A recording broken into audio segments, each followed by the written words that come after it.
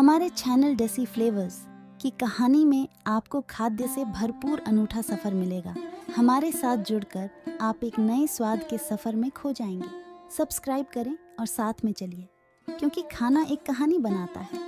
क्या आप जानते हो काजू कतली मिठाई का दिलचस्प इतिहास? तो आइए जानते हैं। काजू कतली एक ऐसी मिठाई है जिसे हर त्योहार का हिस्सा बनाया जाता है। पर आपको पता है कि इसे सबसे पहले कहां और कैसे परोसा गया था?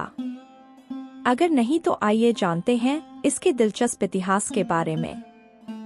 भारत का हर त्योहार मिठाइयों के बिना बिल्कुल अधूरा है।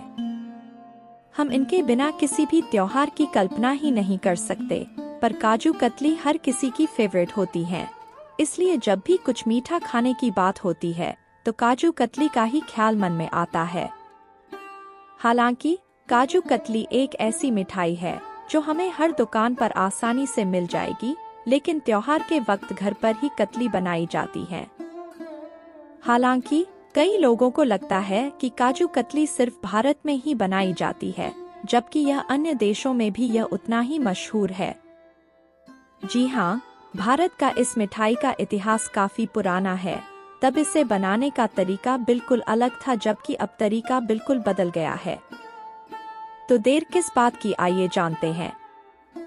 काजू कतली का इतिहास बेहद दिलचस्प रहा है और इसकी कहानी भी बहुत सिंपल है।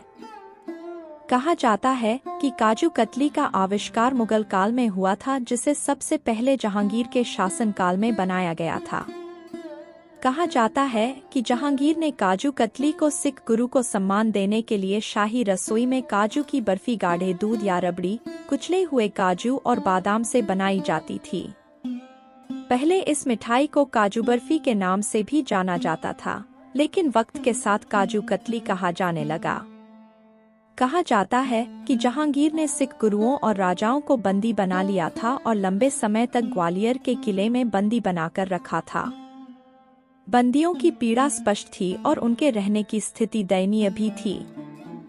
सिखों के छठे गुरु हरगोविंद बंदियों में से एक थे।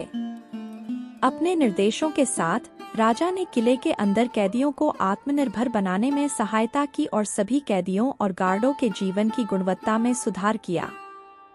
इसके बाद बादशाह जहांगीर ने घोषणा की कि गुरु को मुक्त कर दिया जाएगा और जो कोई भी उनके वस्त्र धारण कर सकता है वह मुक्त हो जाएगा। गुरु हरगोविंद ने गुप्त रूप से 52 राजाओं को आदेश दिया कि वे जेल में हर किसी के द्वारा पहने जाने के लिए काफी लंबा वस्त्र बनाएं। दिवाली पर सभी कैदियों को उनके लंबे वस्त्र पहने हुए मुक्त कर दिया गया था। बस इस खुशी में काजू कतली को बनाया गया और सभी को परोसा गया। काजू कतली लखनऊ शहर का भी रही है हिस्सा। काजू कतली को जहांगीर ने लखनऊ शहर में बनाया गया था, जो अपनी समृद्ध पाक संस्कृति के लिए जाना जाता था। काजू को बारीक पीसकर चीनी और घी में मिलाकर मिठाई बनाई जाती थी। मिश्रण को धीमी आंच पर तब तक पकाया जाता था जब तक कि ये गाढ़ा न हो जाए। इसके बाद काजू कतली पूरे भारत में लोकप्रिय हो गई और अब यह देश की सबसे पसंदीदा मिठाइयों में से एक है। यह अन्य देशों को भी निर्यात किया जाता है और भारतीय डायस्पोरा के बीच एक लोकप्रिय भारतीय मिठाई है।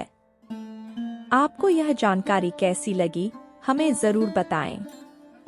इसी तरह अपने शहर के लोकप्रिय खाने की दिलचस्प कहानी सुनने के लिए हमारे चैनल देसी फ्लेवर्स की कहानी को जरूर सब्सक्राइब करें। मैं आशा करती हूँ कि आपको ये जानकारी पसंद आई होगी। तो ऐसे ही महत्वपूर्ण जानकारी के लिए मेरे चैनल को ज़रूर सब्सक्राइब और लाइक शेयर करिए।